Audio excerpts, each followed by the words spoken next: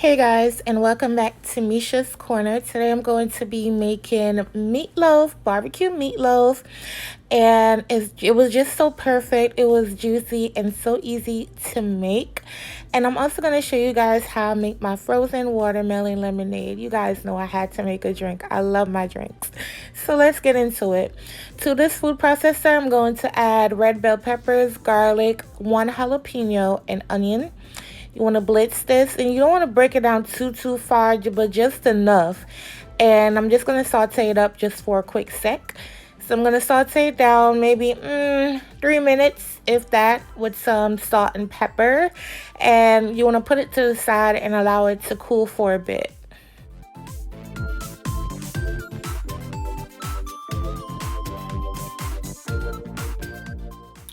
So to my ground beef, I'm going to add some breadcrumbs, some Cajun seasoning, some garlic powder, some onion powder, some chicken seasoning, as well as my 2 eggs. And then I'm also going to add that onion pepper mixture that we cooked up and cooled down. I decided to add everything into the bowl before I mix it up because I didn't want to overmix it, because you can overmix your meat mixture. So now you want to mix it to combine, just like I'm doing here. Remember, all ingredient measurements will be in my description box. And yeah, I just can't believe how moist, tender, and juicy this meatloaf turned out. So as you see here, I'm pulling in from the bottom to the top, and now I'm just going to form it. I decided to do 2 meatloaves, so I divided my meat mixture in half, and then I decided to do 2 small ones versus 1 big giant one. So, you know, this is just my way. Ignore the potatoes, y'all. I had to use the potatoes to hold on my parchment paper because my hands were already messy and I couldn't, put the water on there and all this and all of that. So I had to use potatoes to hold me down. So then you want to remove the potatoes, of course. You want to pop it in the oven. Speaking of potatoes, we're going to do some mashed potatoes. I have a whole head of garlic. I peel up my potatoes right here. Add some salt. I always start my potatoes in cool water. Add the entire bowl of garlic, and then we're going to boil it. Next, this is how I'm going to make the spinach. I have some shredded carrots, onions, garlic, and I'm just going to saute it up with spinach, and that'll be the veggie side for today.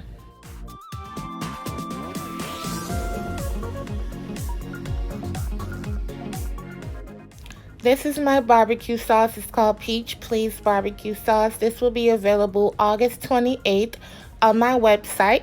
So make sure you guys save the date for that. So for this recipe, you can definitely use your favorite barbecue sauce in the meantime.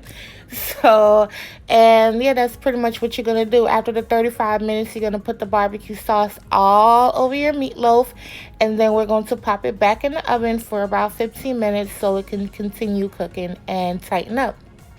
So now I'm going to saute my spinach. You want to add the carrots, onions, and garlic to some butter and saute it down for about 3 to 5 minutes. I'll say 5 minutes because you want to tenderize your carrots. I'm going to season it with salt, pepper, and garlic powder. And then I'm going to add my spinach and let it continue cooking. I can't wait to plate this thing up so you guys can see how beautiful this meal looks. So I'll show you that in just a minute.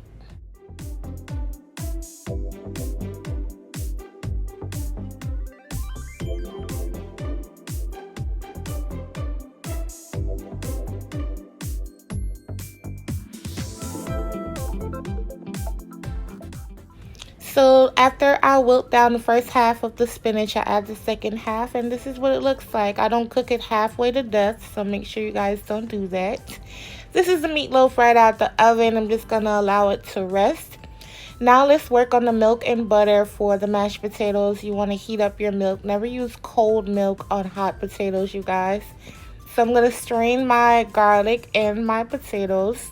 Save the garlic because we're going to smash it all together. So you want to add the melted butter and warm milk mixture to the potatoes just like this. And look, the milk mixture was just enough. Sometimes I don't get to use the whole thing, and sometimes I need more, but it was just perfect this time. So you want to smash it, smash, and now I'm just going to plate everything up.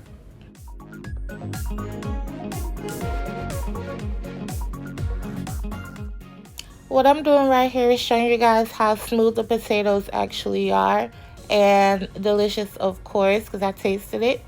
This is what it looks like.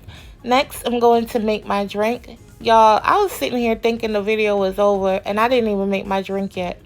To my blender, I'm going to add watermelon, sugar, water, and lemon juice. And I love my frozen drinks, you guys, with dinner.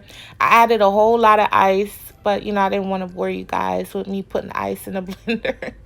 And, of course, I started adding my lemon juice just like this. I know y'all are proud of me for having a lemon squeezer finally, because I used to tear my fingers up trying to squeeze these lemons.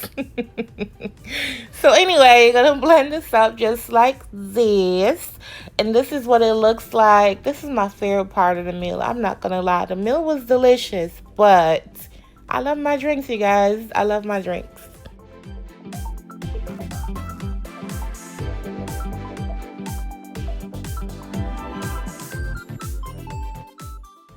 All right, let's cut into this meatloaf. Let's see what we got.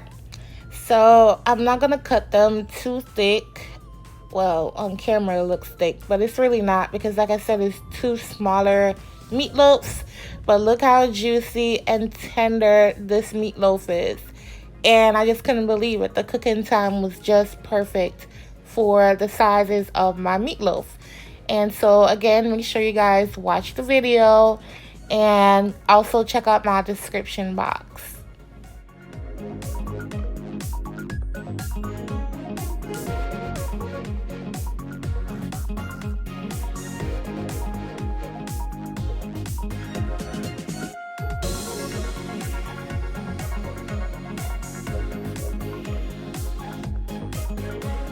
How perfect and juicy this turned out. Ooh, I can't wait for y'all to try my sauce. A couple more weeks to go. Spinach is not overcooked. It's still nice and bright and green because of the way we cooked it. It's flavorful as well because of all that garlic and onion. And it was simple.